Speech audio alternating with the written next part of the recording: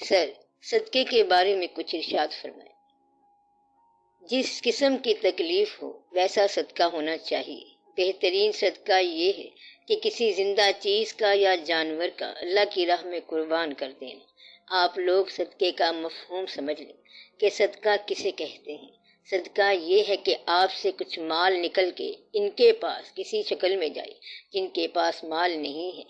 صدقے کا مطلب صرف اتنا ہی ہے کہ تکلیف جو ہے وہ رفع ہو جاتی ہے، کہ آپ کی طرف سے کوئی چیز جو ہے وہ ہیو ناٹس، محروم لوگوں کے پاس جانی چاہیے، بس یہ صدقہ ہے۔ آپ اگر کسی غریب کو دیکھو تو اسے لباس کا صدقہ عطا فرما دو، یعنی وہ لباس جو آپ نے زیب تن کیا ہو تو اس سے آپ کا تن آسان ہو جائے گا، وجود صحت مند ہو جائے گا۔ تو لباس دینا بھی صدقے کی ایک شکل ہے، کسی کو نقد پیسہ دینا بھی صدقے کی ایک قسم ہے۔ کوئی ایسا طالب علم جو تعلیم سے محروم ہو رہا ہو اور آپ کم از کم 4 سال یا 5 سال کے لیے اس کا وظیفہ لگا دو تاکہ وہ اپنی تعلیم پوری حاصل کر سکے تو یہ صدقہ ہے۔ آپ لوگ یہ چھوٹے چھوٹے کام کیا کرو، یہ صدقہ جاریہ ہیں۔ مثلاً آپ نے ایک آدمی کو کتابیں لے کر دے دیں تو یہ صدقہ جاریہ ہے۔ کسی کو بکرا مرغا ذبح کر کے کھانے کے لیے دے دیا تو یہ بھی صدقہ ہے۔ غصے کی موجودگی میں کسی کو معاف کر دینا بھی صدقہ ہے۔ اپنا حق چھوڑ دینا بھی صدقہ ہے۔ اگر آپ یہ کام کریں تو پھر اللہ تعالیٰ مہربانی فرماتا ہے۔ صدقے میں اماؤنٹ کی، رقم کی بات نہیں بلکہ یہاں ایٹیٹیوڈ کی، نیت کی بات ہو رہی ہے۔ اماؤنٹ یا رقم تو پھر میتھمیٹیکلی ہے، حساب ہے۔ یہ باتیں ان کے لیے ہیں جو اللہ کو مانتے ہیں اور وہ اس وقت تک صدقہ دیتے رہتے ہیں جب تک ان کو یہ محسوس نہ ہو جائے کہ اللہ راضی ہو گیا ہے، اور وہ اماؤنٹ کو طے نہیں کرتے۔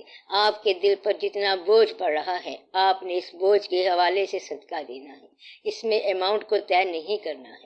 آپ یہ باتیں یاد رکھیں کہ ایک بزرگ نے اونٹ ذبح کر کے لوگوں کو دے دی، پھر گائے ذبح کرا کے دے دی، بکرا ذبح کر کے دے دیا، مگر کچھ نہ ہوا تو پھر انہوں نے اپنے غصے کو ذبح کر دیا۔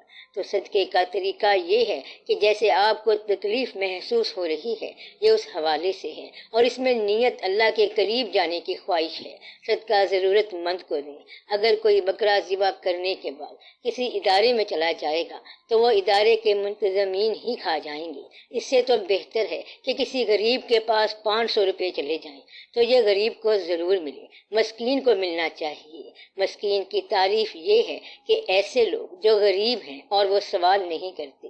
آپ لوگ ایسے آدمی ضرور تلاش کیا کرو تو پھر آپ کو بے شمار لوگ مل جائیں گے کہ غریب ہوتے ہیں لیکن سوال نہیں کرتے، کیونکہ وہ خاموش گونگے غریب ہوتے ہیں۔ ان کو ڈھونڈ ڈھونڈ کر کسی اچھے طریقے سے ان کو دے دیا کرو۔ اس طرح آپ لوگ اپنی زندگی کو خوشگوار بناؤ، اور آپ کے پاس جو صرف سب سے بڑی ہے اس میں سے لوگوں کو دو۔ تو آپ وہ چیز قربان کرو جو آپ کی محبت والی چیز ہے۔ حضرت ابراہیم علیہ السلام کو اپنے بیٹے سے بڑی محبت تھی اور اللہ کی راہ میں اسے قربان کرنا پڑا۔